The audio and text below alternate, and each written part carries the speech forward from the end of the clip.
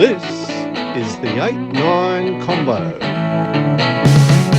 This is the 8-9 Combo. I'm Brett McKay. This is Harry Jones. And hello, mate. You are looking very average this week. Thank you. How's it, man? There's been a lot of discussion on the World Wide Web this week about whether 100 humans could win a fight with a gorilla. And I have a very close relative in my family who's a primate expert, and he confirmed what I thought, which is it would be actually quite easy. I mean, like 47 people would die, but you would definitely get over on a silverback because mostly they run away from a large mass. And if you were coordinated and if you took it further, if you made it into a rugby thing, if you took, so you have 100 people to work with, you took a mole of Tongans, a mole of Afrikaners, a mole of Xhosa guys, French, Maoris, and just keep giving waves of mole at the gorilla from different angles, north, south, east, west, just continually every 5 seconds, he's going to be on the ground within about 5 or 6 moles. That's 25,000 pounds against 500. And then you send in your loose forwards, Samoan, some Afrikaner androids, you get some the filthiest French players, and all you're just going is for the soft parts of the gorilla, poor man. And then you take care of it. So I was feeling that way as well tonight as I read the comments on the Roar as I posted my article about Joe Schmidt. I was like, I'm the silverback and I'm getting just hammered by all these Australian humans. You've endeared yourself well, haven't you, to the why do you hate Australian rugby? Yeah, it's a fair question. It is a fair question. And we'll explore that topic and why you do hate Australian rugby a little later. But before we get straight into this, what is your here's cheers for the week? Oh, my cheers is that finally this incredible exclusive breaking news has dropped on us that Les Kiss could possibly be in the future if nothing changes. The head coach of the Wallabies. It was one of the worst kept secrets, and yet I feel like it's come from nowhere. Every single who saw this coming? Saying exclusive. And I was like, guys, really? This is the very opposite of exclusive. You guys are all in the same scrum, hearing the same rumors from the same people. You're getting the same leak. It's not. Anyway, yeah, that's a good shout. So cheers, so we can move on now to the next part, which is how will it work? Because it's very interesting. And it might work. It might work. It just might work. You read my article. I have. I read your headline. That was long enough. I'm going to say cheers to our wonderful YouTube friends. We are very close to hitting 5,000 subscribers, and we can't. We're very excited about. We can't wait till we get there. But my cheers is to a simple statistic. In 2024, we managed just over 85,000 views from 90 odd videos. So you can do the maths on that. We're just under 1,000 views an episode, which we were thrilled about. We did not set out to do anything with YouTube, so we couldn't believe that each week 1,000 people were watching. We almost on purpose didn't. We were like, no, we're just going to throw it there raw with no attention. We don't even care. In 2025, the weekend postmortem earlier in the week tipped us over 86,000 views from 27 videos this year. So nice. So it's just thank you. That's all Beautiful. We keep saying. We can't believe the numbers keep going and keep growing on YouTube. So we just say thank you all. And on that topic, why do we want the nice people to subscribe and be the 5,000th subscriber potentially? Because I've spent like $400 on a skin regimen because now we're on video. And the lovely ladies of Skin Spirit help me. There's about a $200 serum and then a $500 this and that. And I mean, it's a hard work getting ready for you guys. So all we want you to do is to love us. And one of you should become our 5,000th lover. Yeah. You take us over the top, and we'll think of something really cool for you if we can identify you, which could be kind of a problem, but which could actually be difficult. That you are indeed the 5,000th.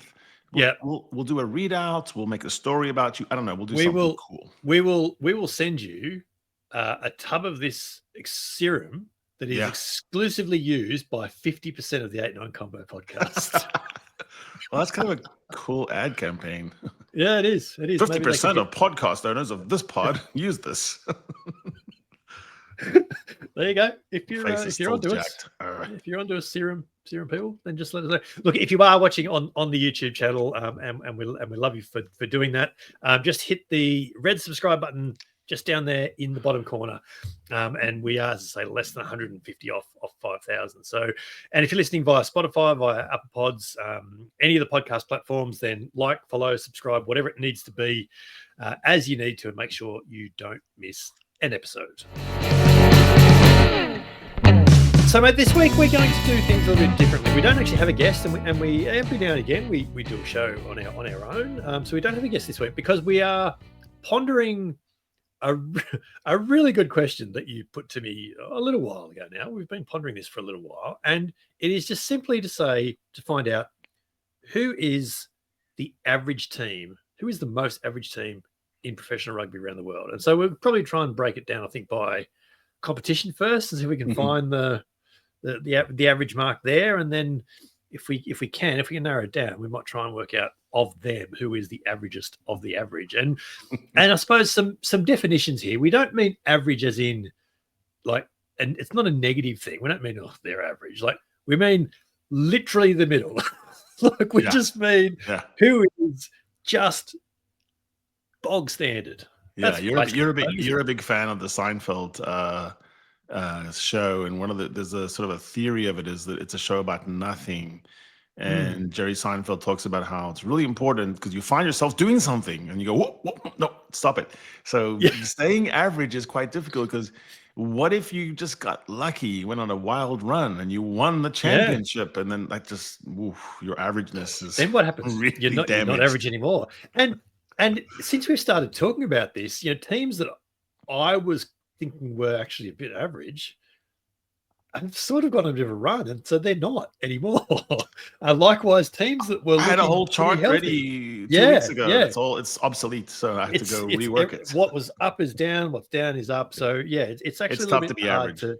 It's a little bit hard to know. So what we're going to do is we've got the competition tables, and that's probably a starting point. So we'll start with Super Rugby. This is the competition standings as it currently sits in Super Rugby after what are we up to? 11 rounds. So, if you look around the middle part of the table, you've got teams like the Hurricanes on 22 points, the Western Force on 22 points, the Waratahs on 20, Moana Pacifica on 20 as well. And they've all had 4 wins. The Waratahs have actually had 5 wins, but don't have many bonus points.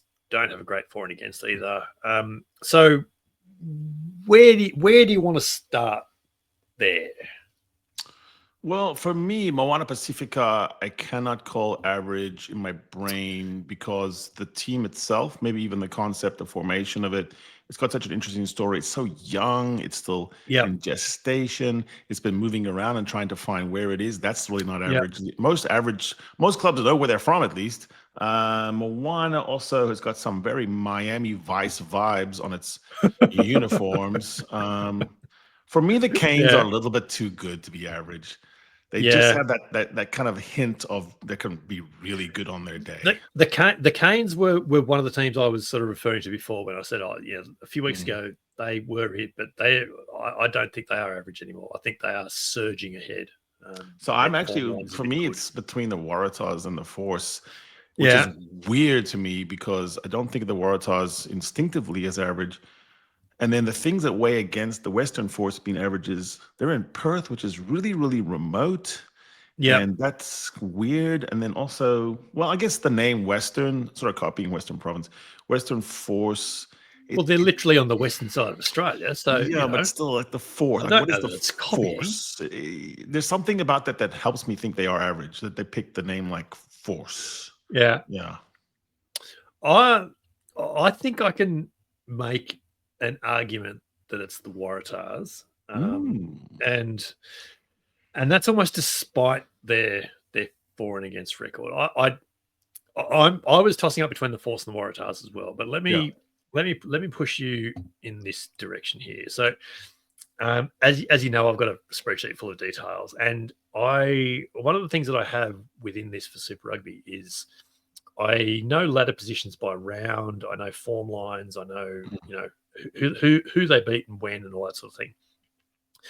The Western Force have been as high as second this year and as low as eighth. They've been out of the top 6, 2 of the 11 rounds played so far. Their overall positional average for the year is 5.3, and for the last 4 weeks, their average is 5.3. So they have not moved from where they are. So you like the constancy of their average? I do. I think their averageness is very consistently great, if that makes sense. Now, the Tars are marked by winning at home but terrible away, yes. Correct? So the Waratahs have been as high as second.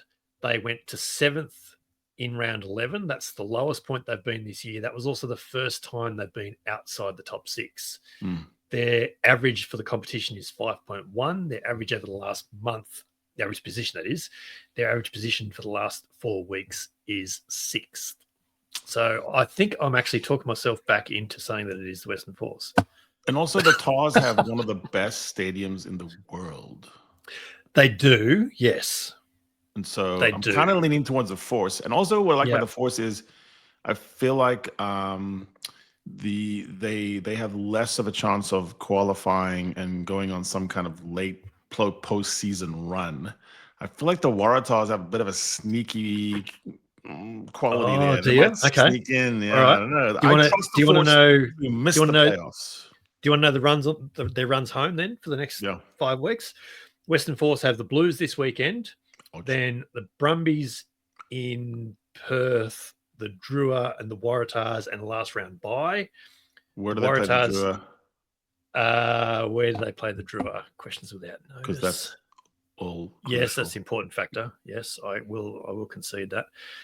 They play the Drua at Churchill Park, Lautoka. Good luck. Okay. Good luck. I had faith in the Force missing the final 6. The Waratahs, well, hold that thought. The Waratahs play the Brumbies in Canberra this week, the Queensland Reds, the Crusaders, the Western Force, and the Blues to finish. That is not the easiest run home. I can see them losing 4 of those 5 games. I'm going Western Force because sometimes when I think about their uniforms, I cannot bring it to mind immediately, whereas Waratahs are a classic worldwide brand. Everyone knows what the Waratahs look like. Cambridge colours, yes. Yeah. There's other elements to it as well, like the Force have scored 301 points this year. The Chiefs have got 372. That's the most. The Drua have 231. I beg your pardon. The Waratahs actually have 218. That's the least. Well, so I'll give you 301 right in the middle of that. Yeah. I'll give you a stat that's really bad for the Force that makes them very average is they concede lots of tries. Yes, 51 in fact, which is the most. No, the Drua conceded 54. So the Force even have 2 3-try bonus points and 2 losing bonus points. There you go. So I think we're agreeing. The Force we're in agreement the average of the Super Rugby. Okay, cool. Writing that down. Western Force, very good. We didn't know that. We have not compared. We didn't know. We are literally working this out live, so that's all fine. Here's the ERC table after round 16. Leinster out on top and a long way in front on 67 points. The Dragons right down the bottom on 9 points from 1 win. The bit around the middle is interesting. Scarlet's in 7 on 43 points, 8 wins. Benetton in 8th with 8 wins as well, 41 points. Munster with 7 wins, 41 points. Edinburgh, 6 wins for 39 points. And then there's a couple of other teams. Ospreys have 38 points from 7 wins. Ulster have 38 points from 7 wins as well. That's interesting. I have done significant peer-reviewed work on how this will all shape up. Peer-reviewed work, and yes, and I can confirm that Edinburgh will miss the top 8. You can confirm that. It's probably going to be a Sharks hosting Stormers. Munster's going to get in there and have to play Glasgow. Yeah. It's all going to lay out that way. But Edinburgh attracts me as a team that's going to be about 1 or 2 points short. And it makes me think of them as so average. And again, I get to this point where I go, that dark blue and orange strip is so average. Like that looks like a high school team. Yeah. They dropped their name. They used to be called the Gunners, and they said, no, we're not. So, like, they don't even want to have a mascot. It's like, we don't want that. And here's their tagline. We are proud to represent the Scottish capital. Hashtag. What the fuck is that? That is so average. Proud to represent the Scottish capital. That's just lame. Hashtag. You're not going anywhere in any competition with that tagline. Oh, that's very good. That's But very Munster good. and Ospreys made you're a wrong. good bid. I just feel like You're Munster wrong. is always good at the end of a season, so you can never trust them to stay average. Here's why it's Ospreys, mate. Ooh, okay. Here is why Ospreys it's is decent. It's +3 in points differential. So that's This is pretty it. freaking This average. is it. So Edinburgh has 6 wins, 1 draw, 9 losses. Okay, so they're sort of a bit of their for and against is decent, +24. It's not too bad. It's like, it's less than 20 away from the Stormers and the Scarlets above them. Ospreys, 7 wins, 1 draw, 8 losses, 399 points for, 396 points against, 55 tries for, 54 tries conceded. 7 try bonus points, 6 losing bonus points, +3 points differential. That is middle of the road by any way you want to measure it. It is numerically middle, but they're Eagles. They're Ospreys, so they're They have a boring black sponsorless jersey. That's so mean to call It's the Welsh Ospreys. average. That's their And only worse- above average team. Worse, they have a boring black sponsorless jersey. Their away strip we featured as one of the worst in the world. Yeah. So my worry I'm just there is saying. they might be below average, but No, it's a they real are trick bang to on finish average. ninth. You got to finish ninth because so my theory is on the 16 team, you got to miss the playoffs, but you got to get agonizingly close because that's what Well, they makes you are. average. So they're less than a win off Benetton in 8th, and they're 11th. So Oh no, but I've done this peer-reviewed run of what happens next. this peer review. Will we? A lot of these will we be teams dropping- are going to South Africa for the first time twice in a Yeah. row and just going to get hammered. So Will we be dropping? Will we be dropping a link to this peer reviewed study in the show notes? Well, I only have one peer in the world. Let's see. I'm going to give you this. It's not me. Edinburgh is sneakily non-average by getting into the semifinals of the Challenge Cup. Bingo! Writing down Yeah. Ospreys. Yeah, that's the death of my candidate. Yeah, Writing down. they made a Ospreys. big mistake by doing that, by getting into the They did. Someone called it the People's Cup. Was it Ringo? The People's Cup. Bastard Sun Cup. We've been calling it, isn't it? Yeah. Righto. Ospreys. If Ospreys get a jersey sponsor, that lifts them. That might lift them out of average territory. That's fair, Nice. I think. Yep. Premiership. Let's go to the Premiership. This is actually, to me, the most interesting one because there's so much averageness. Yeah, there is a lot of averageness there. And if you look at what are we round 15? We've got 3-4 rounds to go. Yeah. So there's only 10 points between Sale in 3rd down to Harlequins in 8th. Yep. So Bristol 47, Gloucester 46, Saracens 44, Northampton 38, Harlequins 38. I considered the claims of averageness here of 3 teams. I immediately eliminated Gloucester because they have a cathedral. And I think if you have a proper cathedral in your town, you're out. Similarly, I thought the Quins are just too elbow Apache, too many Maseratis.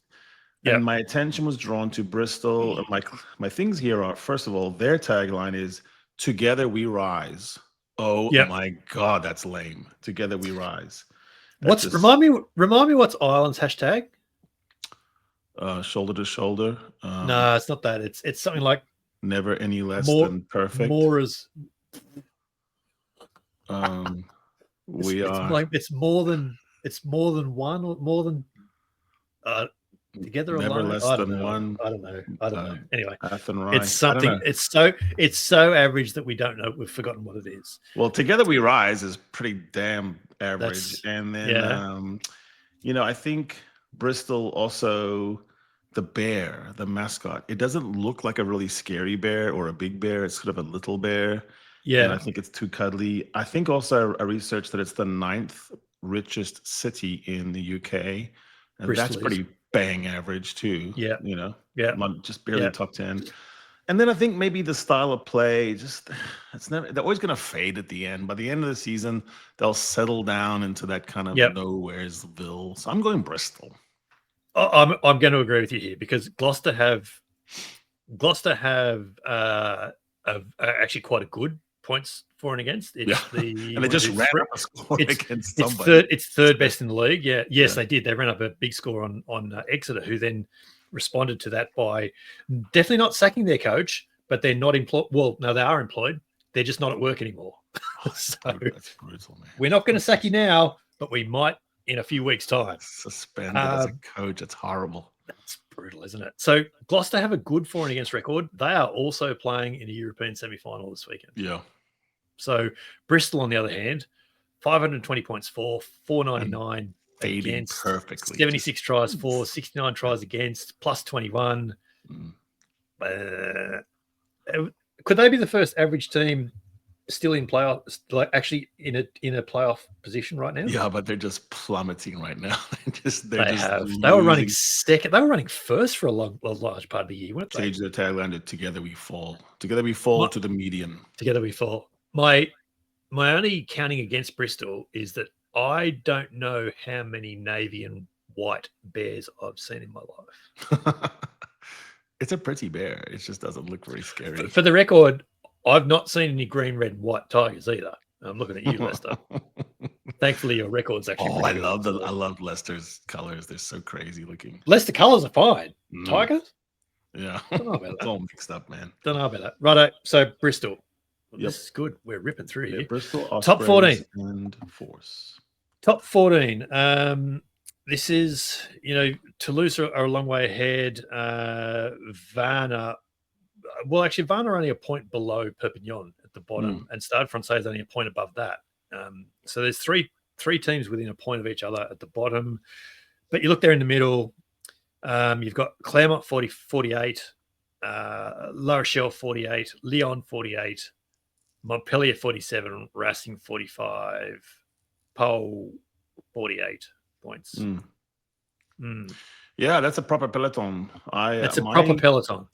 I'm kind of attracted here to Lyon as a average. Lyon is known for the 3 Fs: food, football, and Fourvière. Did I make you nervous? Fourvière is a young cathedral on the hill, and it looks really old, but it's actually really young.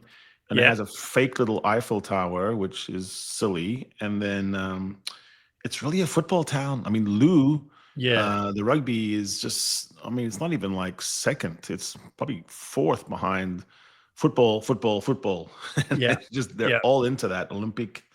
So I think it's weird because it's such a great, third city in the country, gastronomique and all that. But rugby at Gerland is just kind of an afterthought. Like, you might go there. It's not a really big stadium in comparison to some of the other French teams that have these mega stadiums and giant screens. I just think it just kind of plays at average. And I don't know if everyone, the Lyonnais, know that there's a rugby team in their town. Yeah. The thing that makes Lyon the case for me is that they are 10 wins, 10 losses, 2 draws. Ooh, that's good. 4 bonus points. And nowhere. Oh, they are in the 9 points.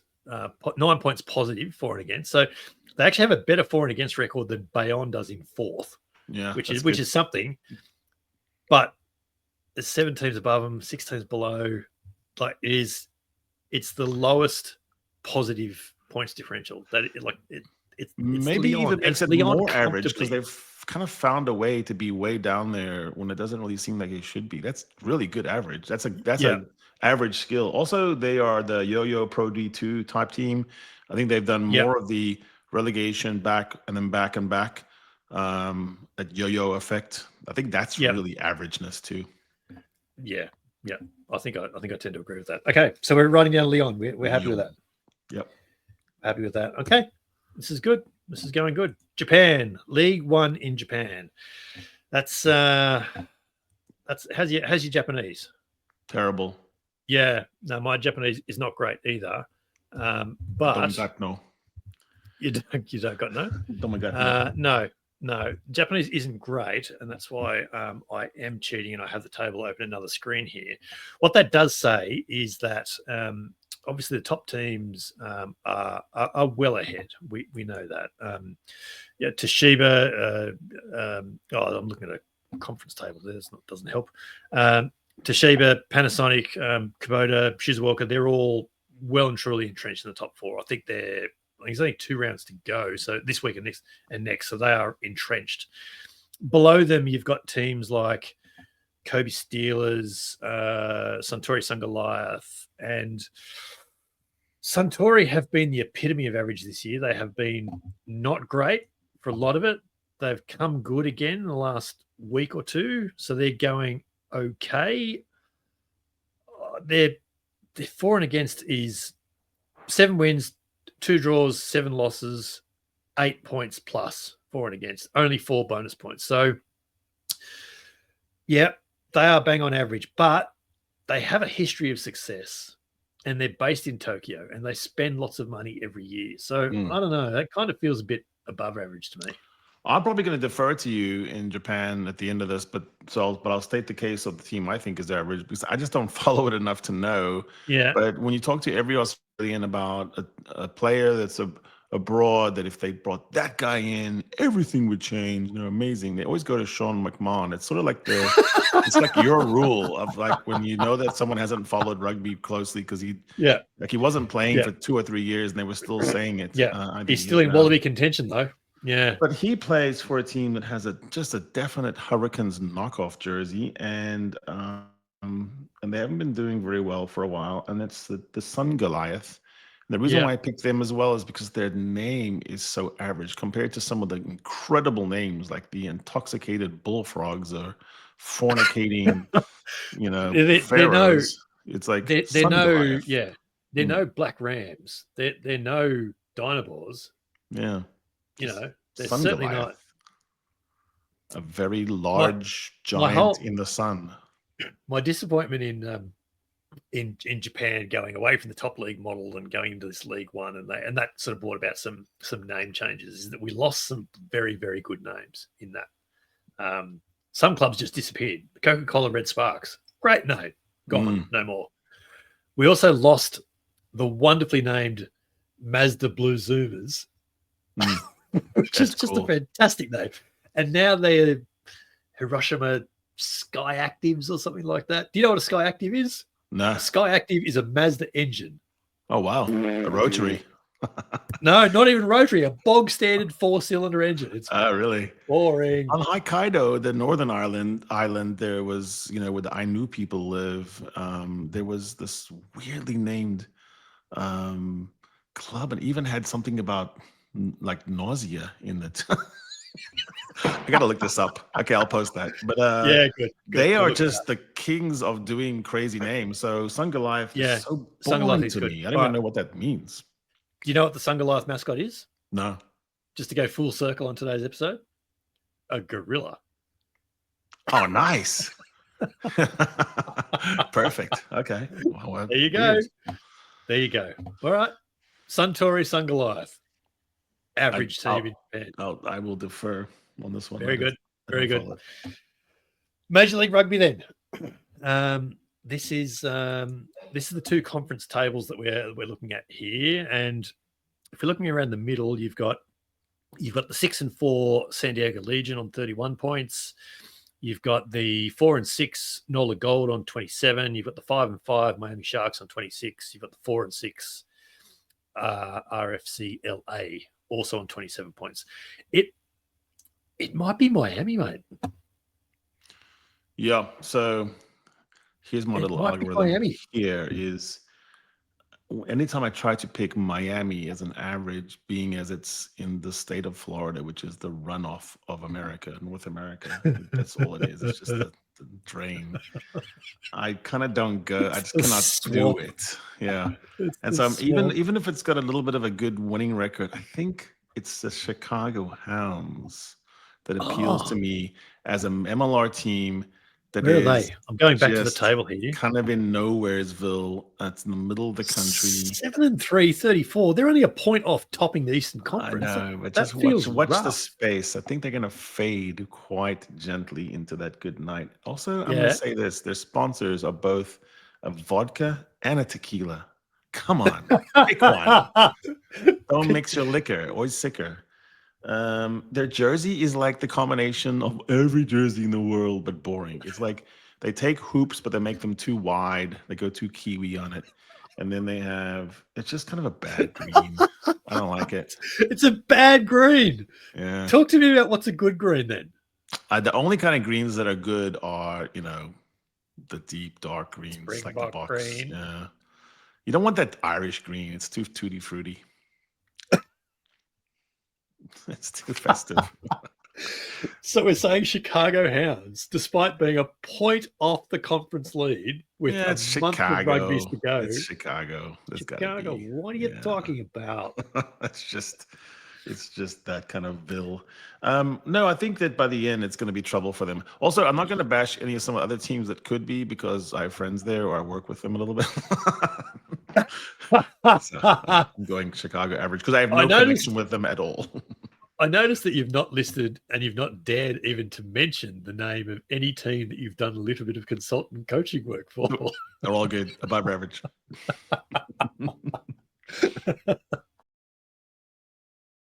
Right, mate. So we have now 6 average teams. Are we going to try and narrow down and work out who is the most average of our 6 teams? Which, to recap, is really hard, man. Western Force. It's the Western Force in Super Rugby. Ospreys in the ERC. Bristol in the Premiership. Leon in top 14. Suntory in Japan. Chicago Hounds in Major League Rugby. Oh my God. I don't know. Okay, so we could eliminate some people. I mean, first of all, I want to eliminate Chicago because my logic makes no sense. Right, yeah. Their record's a bit good for that. And then I wonder about if you're going to eliminate Chicago on your own logic, I'm going to eliminate Suntory because of their history. They have a history of success. So fair. That history can get you. Them. Yeah. I don't think Leon has much of a history of success. I have a hard time kicking them out yet because they seem very bang average. I'm worried a little bit about Bristol. Bristol might be too good. Yeah. Might be too good to be average. Like right now, they're sailing along still in, like it could turn around for them. Yeah. We're banking a lot on the slide. And so I think I would remove them as being too good. Yep. Right. Okay. So Bristol's out. Suntory is out and Bristol's out for being too good. And Chicago's out. Just doesn't make sense. Okay. So we have Ospreys, Force, and Leon. Battle. They all have single digit just positive for and against this year. Brilliant. Yeah, that's brilliant. What would actually fit? You know what actually would fit the brief here? Those 3 teams are so average. And just a reminder to anyone, and particularly to fans of the Western Force, Ospreys, and Leon, we're not saying average as in your team is average and therefore is bad. We're not saying that at all. We're saying they are very middle of the road. Let's call them the benchmark. Bad way. They're the average. They are literally the benchmark. The way we know how to judge all other teams. Yep. Every other team is judged on them. Yes, that's right. They are the median of the competition. The vital team. They are the fulcrum of the competition. Exactly. The pivot in the line out. The pivot point. But they are all so pivotal that maybe the 3 of them actually can't be split. It's possible, but I would go to the cities themselves, by the way. Okay, righto. Now we're going to go deeper. Ospreys and Force, I think, are strong candidates. Leon might be a little too fancy. Now, Ospreys, of course, for the people playing at home, are based in the wonderful Welsh city of... Fleischerfleischen.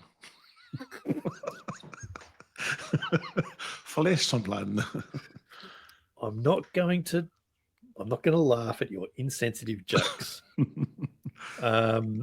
They are not based in Swansea, where they played last weekend. They are based in maybe Swansea. Maybe they're Swansea. They're in Swansea, mate. Oh, okay. I've not been to Swansea. Tell me about Swansea. Average that we don't even know where they are. That is the definition. That's the winner. They are the winner. It's because we knew too much about Lyon and Perth. Sorry. They are the winner. There we go. Congratulations. I give you Ospreys, the most average team in professional rugby. The bedrock. I mean, they're the absolute benchmark, trellis upon which we build of international professional rugby. Yeah. The mark by which all other teams are gauged. Nice. Congratulations, Ospreys. We dedicate this to Paul Williams, Hugh Griffin, and other Welsh people. Yeah, who will never speak to us again. That's actually quite interesting. And I thought we might struggle to work out who is the most average of the 6 average teams, but it is absolutely fitting that we give it to them because we couldn't work out. And can't rule this out. We had about 50 tiebreakers. I mean, we could just keep going. we could keep going. We're not going to keep going. Can't rule out that we actually might still be wrong. No, it's Ospreys. I feel it. I'm committing to it. Yeah, I think you might be right. Let's talk about the Wallabies succession plan then mate. And it was announced on Wednesday morning in Australia that Les Kiss will take over as Wallabies coach, not now, but in this time next year. Well, in fact, not even this time next year, after the 2026 Super Rugby season. So Joe Schmidt has extended his tenure for a second time and will now carry through throughout mid 2026. And you would imagine he's going to be doing a lot of groundwork and handover document writing and all that sort of stuff for Les Kiss to take over for the Nations Cup and the Rugby Championship next year. So what he added, truncated because New Zealand go in South Africa. So what Joe added was the end of year tour, the spring tour of next year, because there's not any tests from January to June, but it remains him on the books. Therefore, Les Kiss is not off the books at the Reds. So the one talking point that we have to discuss here is it seems like Queensland has an extraordinary, position here of kind of going, it's all about the buyout and finishing the contract. It's kind of weird because it puts Les in an unenviable position when he does take over of a very short time. I don't know, a dozen tests maybe before. Yeah. It's a fair point that you make. It's going to be interesting to know how it works out. And I mentioned on the socials today that there's just so many questions that I have out of all this because like how is it actually going to work next year? Does Les Kiss have a role to play in beyond Super Rugby this year? Like, is he going to be doing some background work for Joe Schmidt this year? Does Joe Schmidt continue doing background work when Les Kiss takes over next year? Is this enough for the players who've been holding out on signing new contracts? And there's still a few. Tom Wright, for example. I'm trying to think who else it might be. Taniela Tupou, we don't know what's doing yet. There are a number of players who are said to have been waiting to find out who the Wallaby coach is going to be before they commit one way or the other. Is this enough now? Do the guys go, I don't know if the Queensland coach rates me. How's it going to play out? I don't know. It might work. It might work. Yeah, it might I don't work. know. The subject of my article. And the reason why I said that, by the way, is because no one's saying that it couldn't really in the abstract. No one's saying it's suboptimal because in succession planning, what you don't want to have is a lack of clarity. For sure, when Les Kiss is coaching all next year, it's impossible for him not to have eyes and make evaluations of players he played for him and against him. And everyone's going to know that. It would be stupid to say, erase your brain, and until you become the Wallabies coach, you're not to think of any, depth charts. He's going to be thinking of depth charts. Yeah. So that's wonky and it's weird and cumbersome. Also, you wonder, and what I put out in my article is, so if Schmidt does incredibly against the Lions, then this huge shadow of praise and homage follows him, and then it's very difficult for Les when he takes over to shift anything. Like, no, just stick with exactly what Joe did. And then if he bombs, then there'll be this sort of big push to rebuild. And that's tough to do in 15 months or whatever before the World Cup. What happens if Queensland make the finals this year and get knocked out in the quarterfinal? What happens if they don't make the finals next year at all? Or get towelled. Yeah. And so, or a decline. And so that's the long glide path that's kind of difficult. I think the other thing is, and it's I'm not trying to be mean to anyone on age, it's just that rugby coaching at a test level is quite different from club, where you get to know people, you're part of the community, you're with them for 6-7 months.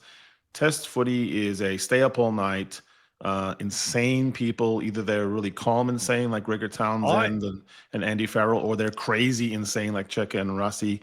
And it doesn't seem to fit sometimes stable home life, scheduling. It's an all-encompassing thing. When you start losing, it's the worst. I don't even think you need to isolate this to rugby. I think you can go to high level any sport, coaching. Any sport played at a professional level around the world, and your head coaches these days, particularly new head coaches coming in, are generally speaking mid-40s. Yeah. Like, how old was Steve Kerr when he took over the Golden State Warriors? Yeah, so if you go into American sports, JJ Redick is JJ Redick 40 even now for the Lakers? Yeah, and you have players. JJ Redick, they have players that are at the same age as some of the veteran players. He's young. He's younger than LeBron, isn't he? Yeah. So So that's not the gold standard as a whole. And test rugby has its own unique level of pressure because it's for your country. For a guy like Les Kiss, who's such a proud Queenslander, Australian guy, really heart's gonna be beating out of his chest. If things start to go wrong, like you're 9, 10, 15, it's not clicking and everyone blames you and you're only 3 tests in and you just got smashed by somebody, you lost to someone you're not supposed to lose to, he will not have felt that pressure. And I'm just saying, as someone who's not that different in age from Les Kiss, I can put up with less. I'm less tolerant of someone screaming at me or telling me that I did something wrong. When I was 30, I go, absolutely. Just kept back. Absolutely. It's a tough grind, and it's why Joe Schmidt was, in addition to taking care of someone in his family, there was also this feeling that he had reached that age where you kind of go into the sunset. You do your thing and then you go. And here's Les starting it. And so that's the part I wonder about. Look, it's interesting. And I mean, I had a birthday recently. I turned 50, and an ongoing theme of mine for the last 12 or 18 months is I'm getting too old for this shit. And the funny part of that is that when I've mentioned it, and part of pushing me further down that path in saying I'm getting too old for this shit is that lots of people that I mentioned it didn't know the reference, didn't get it, didn't know what it was from, thus confirming that I'm getting too old for dating this yourself shit. with pop culture references. Yeah. Exactly. So it means you're the perfect age. If someone does get by a bus, you're the perfect age to step in as Wallabies coach. So I think 50 is perfect, man. Yeah. Well, when you look at all just in an Australian sense, we can take this to New Zealand as well. The other 3 Australian coaches, but Rob Penny's a little bit older. Clayton McMillan, Vern Cotter's certainly older. How old's Jamie Joseph down at the Highlanders? It looks like he's about 50. Clark Laidlaw, he's gone. Clark Laidlaw might be like late 40s, but they're they're guys that started mid 40s. They've all got a couple of years under their belt now. Yeah, a lot of them aren't 50. So and that's not to say, that's not to say there is a ceiling. Yeah, there's not a ceiling on coaching. It just compresses everything for less, where whatever grace you'd be afforded if you come in as Razor Robinson or Rassi Rasmus, where you go, let's look at a 5, 6, 8 year period of time. You're not really thinking that with a 61-year-old. That's how old he'll be when he starts. You're thinking, get it right now. No hiccups, no reverses. And quite frankly, I don't think anyone stepping into the Wallabies coaching job right now, including Joe, who's, he had a tough entry and had to come through some really tough losses. You've got to have unshakable faith, as Joe Schmidt does, in your system. and go, hey guys, I know we just lost really big and Argentina did this to us and that, but we're going to keep going. If you're a new coach, you saw with Razor Robertson even, like it looked a bit kind of dicey there for a bit. And he had not experienced loss before on that scale when the whole country's looking at you. Yeah. Yeah. And asking, we made the right decision here. Right. My big question now about Kiss and Schmidt, and we know they have a history together. They have a long and healthy history, even successful history with Ireland and within the Ireland system. So at some point, their coaching philosophies will have been very, very similar. Then they went through different paths. Schmidt came back to New Zealand. Les Kiss went to London Irish before he made his way to Queensland. How far apart are their coaching philosophies now? And what's needed to bring them back together in the next 12 months? That's those are great questions. Impossible to answer right now, but really interesting to watch. Yeah, you can look a little bit at the styles that he's only head coaching was at London Irish, and then coming over to the Reds. And I have been looking at some of those stats, and it is a little different from Joe Schmidt. I think Joe Schmidt doesn't the playing tight, playing through team. That's classic Schmidt, but the bad lineout stat would drive Joe crazy because he uses lineouts as his starter play.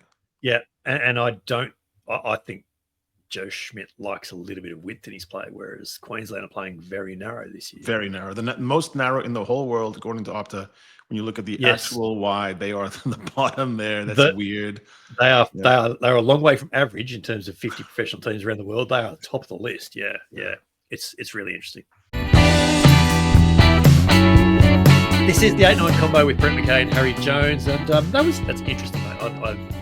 The average chat is great. I really enjoyed that. I'm glad we finally got around to it. The Les Kiss, Joe Schmidt, Wallabies thing is going to be fascinating to watch over these next 12 months. So we'll see how that all goes. We will be back with the weekend post-mortem, looking back at the Champions Cup semi-finals and all the big games and all the big results out of the weekend, and that's out late Sunday, probably early Monday. I'd suggest this weekend with Champions Cup semi-final to be played on Sunday afternoon. So yes, check your local guides. Make sure you're subscribed. That's how you don't miss out on all of that. We've kind of gone through games of the week a bit. What we have, I'll just go through back our list just to confirm what we did sort of work out was games of the week this week. And Champions Cup 2 semi-finals will definitely be in that. We're going to get into them in a minute. Crackers, yeah. It's round 12 in Super Rugby this week. Hurricanes Chiefs in Wellington on Saturday evening is going to be a ripper. That's the one game that's the game there, with a close second probably to Brumbies Waratahs in Canberra following it. It's round 17 of League One in Japan. Kubota Spears v Saitama Wild Knights is second v. That's in Tokyo. That's second v first overall into the penultimate weekend of the competition. There's only a couple of points between them as well, so that could well be deciding who takes top spot for the year. And in Major League Rugby, it's round 12. What have we worked out there? New England Free Jacks v Houston Sabercats. That's a good battle. That's a good one. That's first in East v first in West. Yeah. So yeah. That's very different styles too, clash of styles. I think so as well. I wonder what they were thinking about with Wild Knights, by the way. Sorry, I digress. What does a Wild Knight do? Yeah. Well, and what was how much IP did the Wild Knight take from Sanyo to Panasonic when it was sold off years ago? Anyway, that's a whole other thing that we can get into. Rabbit hole. Yeah, absolutely. Champions Cup semi-finals this weekend. Couple of ripping games there, isn't it? Leinster v Northampton in Dublin on Saturday. Bordeaux v Stade Toulousain in Bordeaux on Sunday. Two ripping games there that I genuinely can't wait to watch. It's been building to this. So the French one is sort of a straight up top two dogs. Bordeaux, UBB, Bordeaux Big Bagels, and Toulouse have been circling each other all season long, and they've been building to this moment. It's been first v second, second v first. They've been back and forward all year, haven't they? Sadly, I saw that Blair Kinghorn, I think, is out of the game. That's a big loss for Toulouse, who's obviously out of their playmaker, Antoine Dupont. But still, both teams are so stacked that even when they lose a couple of players, it's okay. But that one sort of plays out as this thing that you know, it's clear. Saints against Leinster, on the other hand, is kind of strange little matchup because, a month or two ago, you would have said, Saints get killed. I don't know if you'd say that now because I don't know if that's the case. I don't know if Saints can keep Leinster out of scoring. I think they cannot. But if there's one team running right now that could find a few holes in the Ninawa defense, it might be the Saints. That's a stacked English backline. And as we've said the last few weeks, they've transferred their European form into the Premiership. They're coming up. They're finishing strongly in the Premiership. Super confident well young positioned. team. They're clearly the playing underdogs, well. so they have no pressure. Well. They're just going to go take a red hot go. Do you want to hazard a pick as to who will meet in the final in Cardiff at the end of May? Yeah, I think it's Bordeaux who will sneak in. I think it's Leinster Bordeaux. Crunch match, I think, face Leinster. I'm not writing off Northampton Saints. I just think that final 20 could be rough for them. I think they'll start really well, and you can put pressure on Leinster, but Leinster's bench just keeps coming in waves. Yeah. I give Northampton more chance than I give Toulouse, for what it's worth. I think Toulouse have sort of been a little bit of late. They've got a number 9 crisis. I think they lost another one, so they're kind of down to sort of no-name scrum-offs, which is when you build your entire attack off 9 and you've done are they down to their fourth choice French international number 9? If you build your structures around 9, and then that's where your crisis is. I think that's more apparent than if your playmaker was 10. So I think there's a lot riding on 10. And I think he's up to it. But, I'd say Bordeaux by 3 or 4 points, and then maybe Leinster by 10, but only at the end. I don't think they'll run away from Saints. Yeah, I can. I think Bordeaux win by more than 3. I think it's probably converted try plus. It wouldn't actually surprise me if that's the biggest margin of the weekend. They are playing. They just play so happy too, and they do anywhere in the world. Like anyone on the pitch is nowhere safe against them. The People's Cup, the Bastard Sun Cup, the Challenge Cup, the semi-finals this weekend is Edinburgh v Bath in Edinburgh on Saturday, Lyon v Racing 92 in Lyon on Sunday. Yeah, this confirms the wisdom of Ospreys being our average team because there we have 2 of our averages. I have nothing to say about that competition. Well, so Johan van Kraan is building a really big juggernaut in Bath, and I think they should roll pretty easily. They were in the group of death and the champions, slid back down into the People's Cup, and they'll sail through, I believe. Yeah, probably. So the full games of the week list is in the show notes, both on the pod platforms and right here down there in the YouTube channel as well. So if you can't remember who I said was our games of the week about 5 minutes ago, just down there in the show notes. The Harry Index, mate. And look, I was really happy to see the Harry Index this week because we're back to the good old days where we've got 13 teams in the top 10 and a 14th team just hanging out down the bottom there. So we are looking at a list now for our podcast listeners, which says Leinster, Toulouse, Bordeaux, Bath, then Bulls/Toulon in 5th, Chiefs/Crusaders in 6th, Glasgow, Sale/Leicester in 8th, Northampton in 9th, Queensland in 10th, and then the Storm is mentioned with an asterisk just for good measure. And the Reds with a question mark. Was there a question mark on the Reds? That's a double question mark on the Reds. Yeah, very questionable. So it shouldn't surprise anyone if all these leagues are stacked so much and tiny little margins that when you put them all together, the margins are even smaller. It's like compensation bands in a corporation. You don't want to have people making 300 more and 400 more. It's like put them into bands. So that's where they are right now. But the good news for everyone is they're about to get unstuck because we're about to have some clear definitives. I'm really watching obviously Chiefs and Crusaders and how they travel. Really interested in what happens next with Bordeaux and Toulouse and Bordeaux. We're going to have a pretty definitive conclusion now about who's number 2 because they've been flopping in the Harry Index 2-3, 2-3. They have. Chiefs, Crusaders, Hurricanes all play each other and or have the bye in the next 2 or 3 weeks. Beautiful. So Reds is the question mark because they have to consolidate their presence on the top 10. They could easily drop out with any hiccup. I think you could. Yeah. I think you could drop the Reds out and put the Brumbies there in that same spot and have the same argument, and it would be equally valid. So, yeah, probably. Yeah. Yeah. It's that game in hand that's giving them a little bit of boost. Yes, that's probably fair. Anything else to cover off? Wow, that was a good one. Averages are important, and I think we should. It's important to acknowledge. It's easy to say who's the best team. It's easy to say who's the worst team, but who's actually the bang average team? That's hard. Yeah. Like we've just spent an hour. Yeah, and it creates meaning. I think everyone else derives meaning from the average team. Like I'm above average, I'm below average, but it's all about the average. Yes, thank you. Congratulations, Osprey. Congratulations. That then is another great episode of the 8-9 Combo Rugby Podcast behind us. And our sincere thanks to all the average teams in professional rugby around the world for making it a good fun week this time around. Harry and I remain on the socials in our usual places at Harry Baldy Jones and at BMC Sport.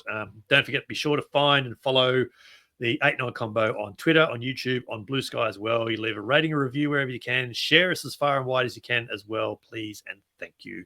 This is the 8-9 Combo, the short side set piece combination you didn't realize you needed in a rugby podcast. Sean Maloney's ready to unleash in the closer. I'm Brett McKay. He's Harry Jones, and we will be back in your ears with the Champions Cup semi-final edition of the Weekend Post-Mortem. Come play with us. In an average way. Here goes Jones with another bruising run. He links up with McKay, who pops back to Jones. They can't. They won't. They will. What a try. The Dream Team Combo go in again.